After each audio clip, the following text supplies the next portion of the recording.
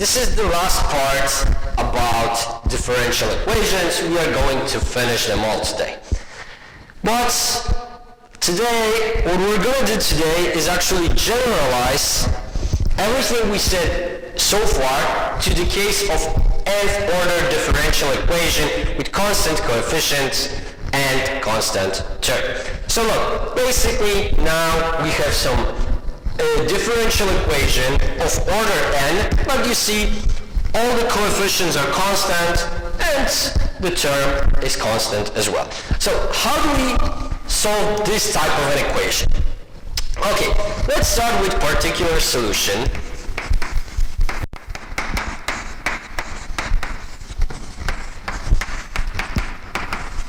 And what will we do here is the same trick that we've been using thus far. So we're going to try trial solution. Trial solution, of course, we start with the easiest possible case of a constant solution.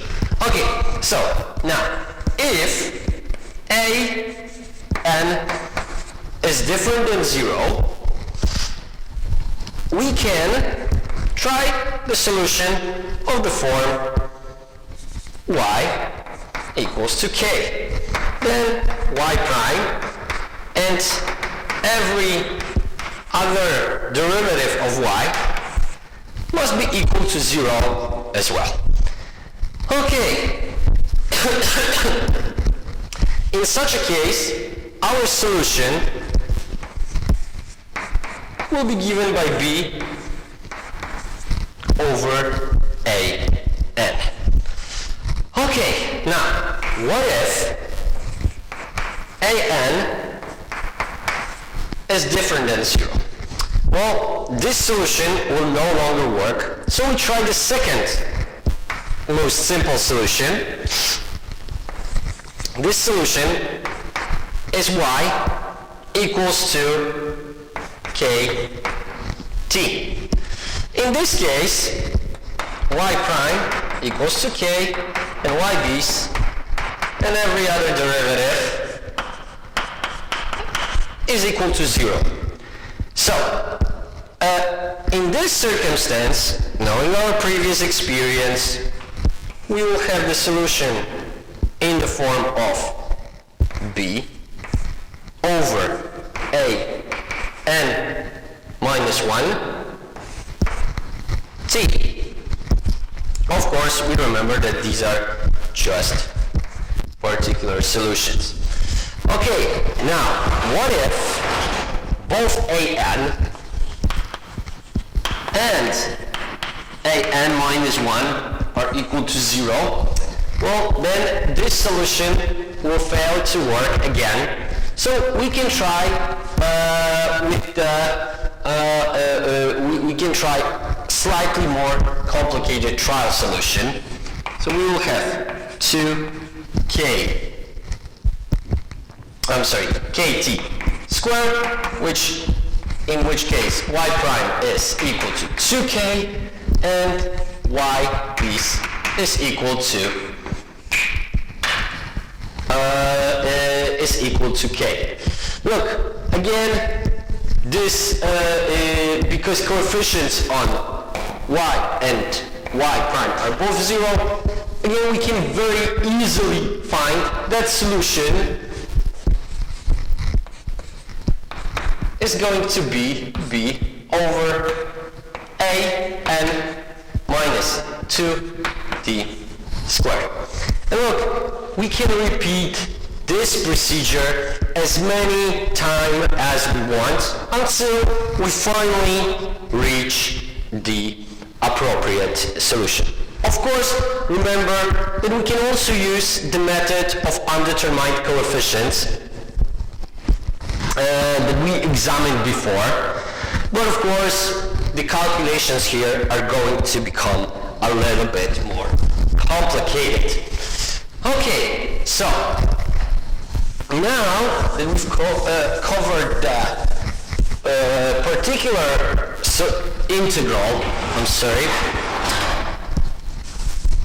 particular integral, we can move on to the complementary function.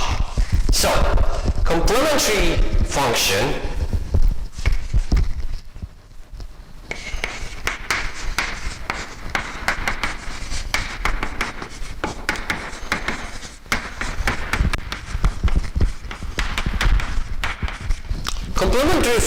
requires us only to solve reduced equation. So b is gone, we've got 0. And look, in this case, we will try again with the same trial solution as before. So we've got y equals a e to the power rt. We know that in this case, that this expression is different than 0. Okay, so now, if we gonna substitute this, calculate consecutive derivatives of this expression, we see that each time when we differentiate this, r goes up front. So first we have r squared, r to the power of 3 until rn. So what we will obtain at the very end is a e rt r to the power of n plus a1 to the power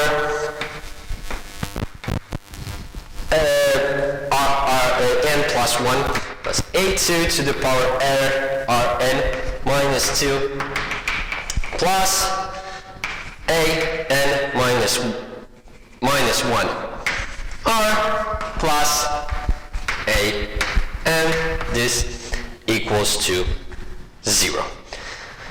Okay, look, we can also rewrite this with the sum symbol to make things easier.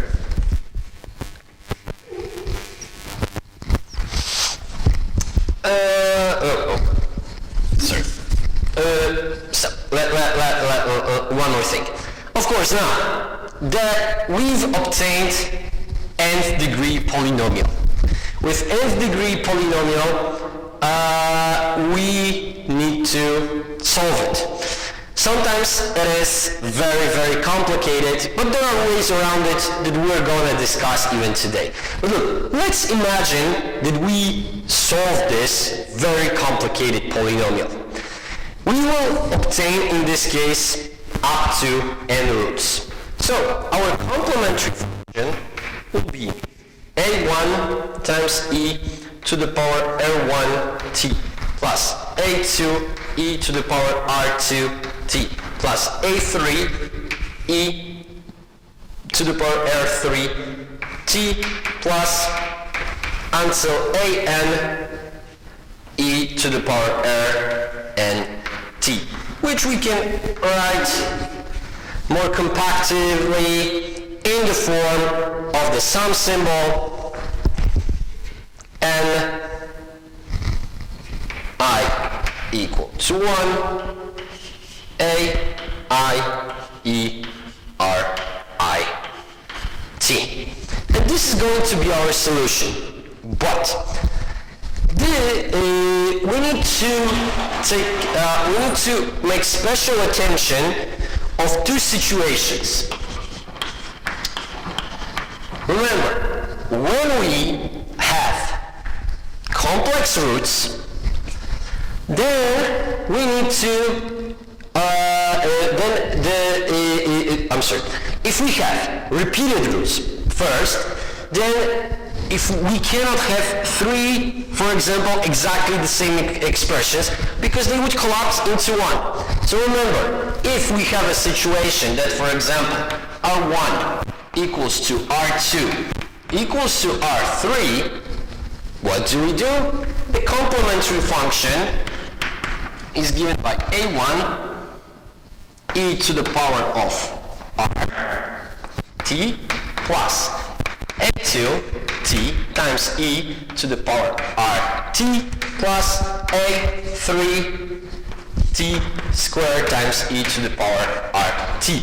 And of course, the more of those when we have, the more of those we have, t to the higher power we will have to use.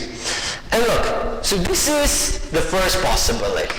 The second possibility is what if we would have repeated complex roots. So look, let's just say that we calculated some function and it turns out that root number 5, root number 6,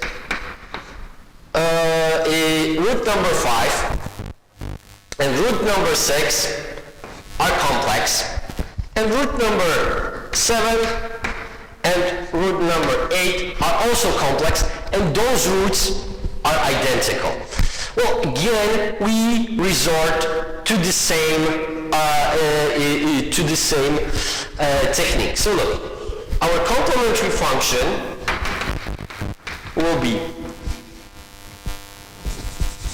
e to the power ht, real part of the root, times a5 cosine vt plus a6 times sine vt plus t times aht a7 cosine vt plus a8 sine vt. Of course, now if we would have even more roots, then all we would have to do would be to increase the power of t. First here we would have t to the power of 0, t to the power of 1, t to the power of 3, and so forth. So every time when we have complex roots, repeated complex roots, we also need to add t.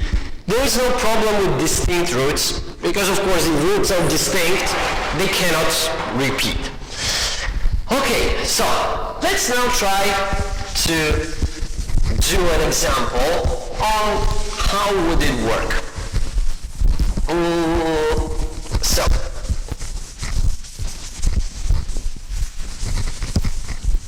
let's just say that the differential equation we are dealing with is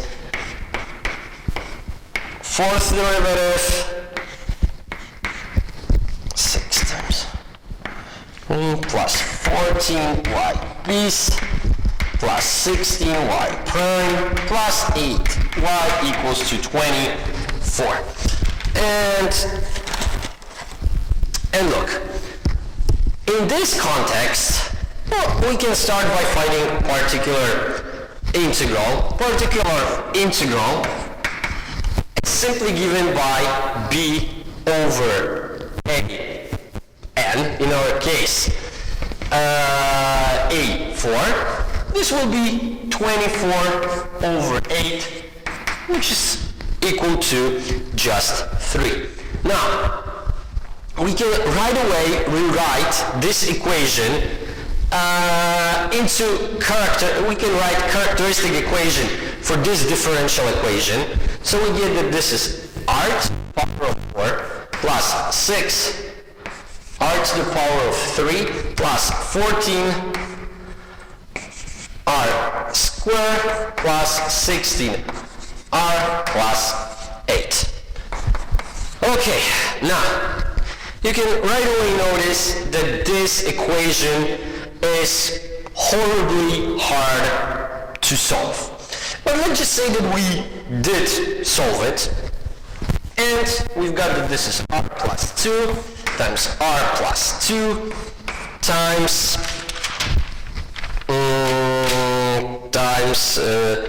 r squared plus 2r plus 2. Okay, so what do we see from here? Look, out of here we will get repeated roots where r, let's just say r1, r2 are both equal to -2. Now, here we clearly see that that squared is lower than 8, so we need to have complex roots. So in this case, h is simply equal to 2 over 2 minus, with minus up front, so negative 1, and v is 8 minus 4 square root, this gives us 2 over 2, it is also 1. Okay, so we see that R2 and, R3 and R4 are conjugate negative 1 plus minus I. Okay, so now we can write the complementary function for this case, and the complementary function for this case will look as yc equals to a1 to the power of negative 2 t plus a2 t e to the power negative 2 t plus plus e to the power negative t a 3 cosine cosine t plus a 4 sine t. Now, if we combine particular integral with complementary function, just as before, we will obtain the complete solution. Okay, but look, this example should prove to us that dealing with higher order differential equations is complicated because characteristic equations, characteristic polynomials are becoming very, very hard to calculate. But look, in many circumstances, when we need, we are not interested in the exact time path of the solution, but whether the solution, so whether our particular integral, intertemporal equilibrium, is intertemporally stable. So what is the condition for that? Real parts of all the roots in this differential in characteristic equation must be lower than 0. They all need to be negative. And to deal with this, we use the Routh theorem.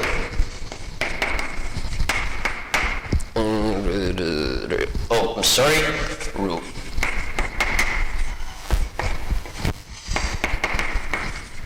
Okay, let me just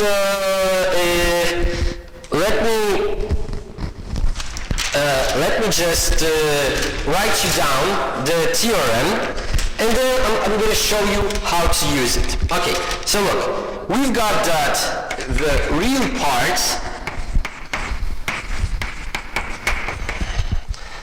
of all the roots in nth degree polynomial equation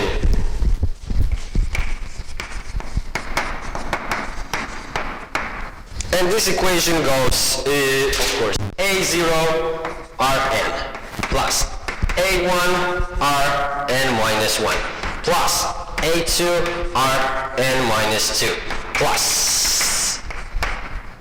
until a n minus 1 r plus a n equals to 0,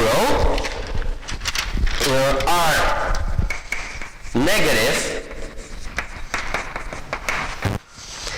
if and only if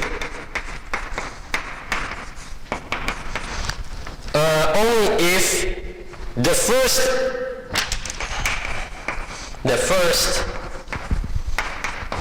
n of the following sequence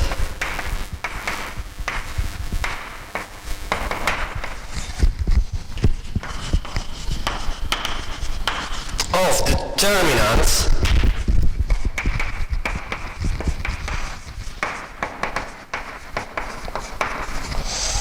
and look, the sequence goes like this.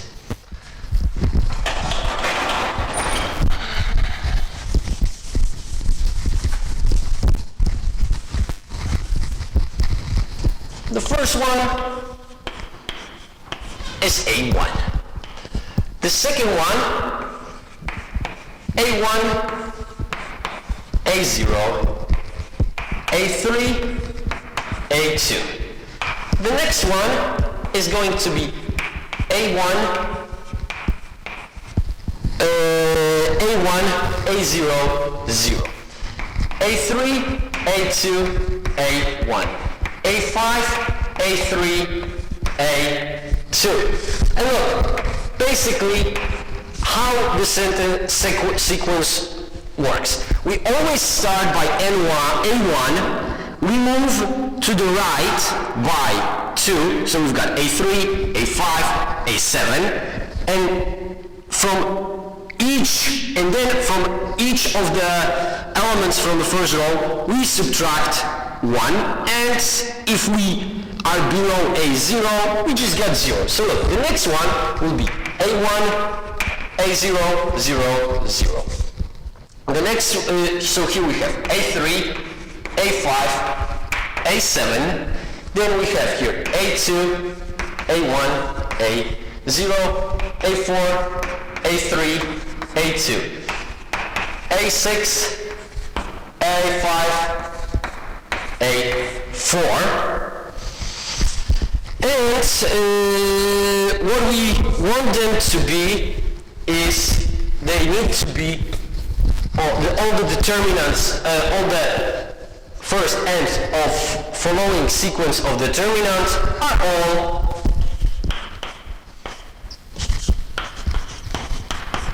positive for an Jesus, for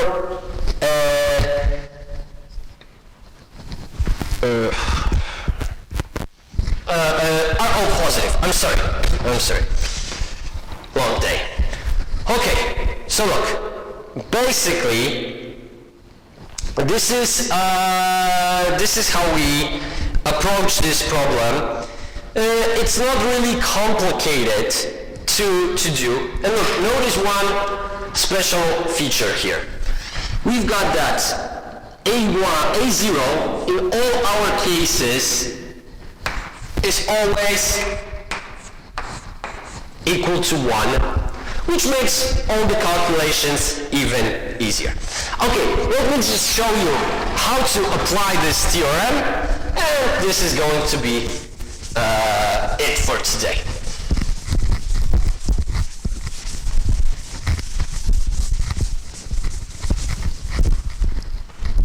Okay, so the differential equation we've got is the one we've been doing before. Y to the power of 4 plus 6, y to the power, fourth derivative, third derivative of y, plus second derivative, 16 times first derivative, plus 8y equals to 24. Look, we've seen previously that all real parts of the roots obtained there were actually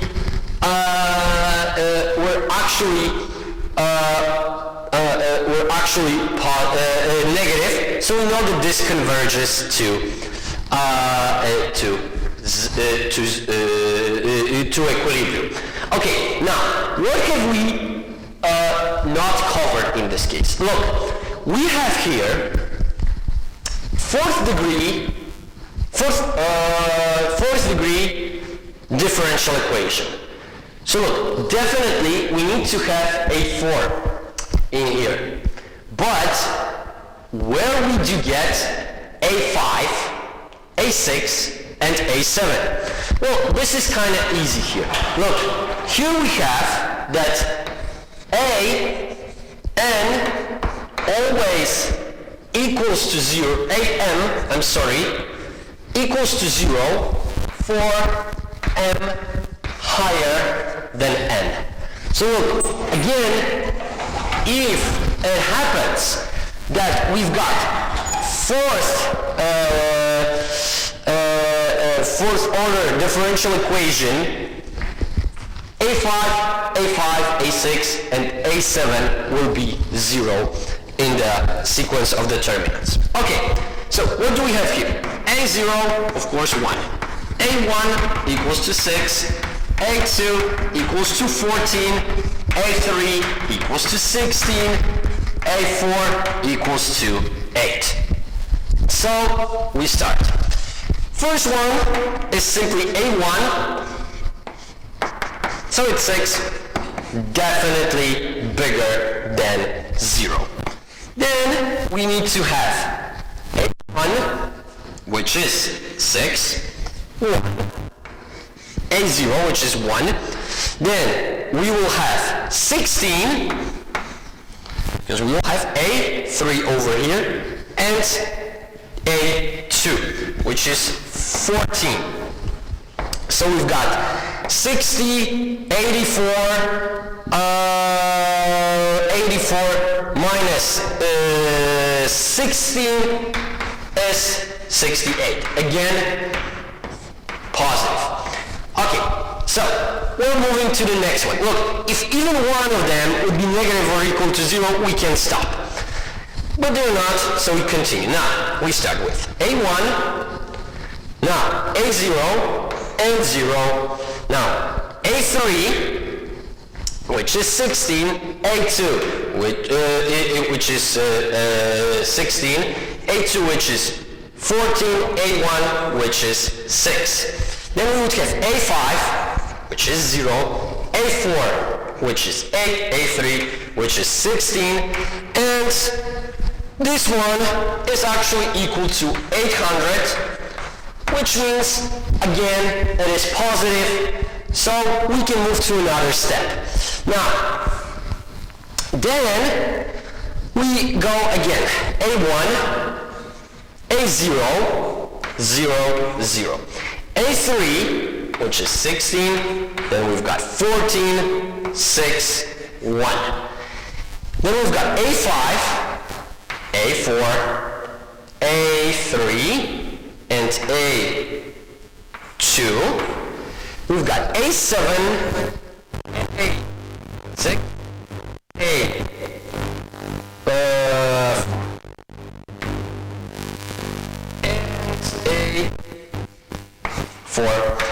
and this one is equal to 6,400.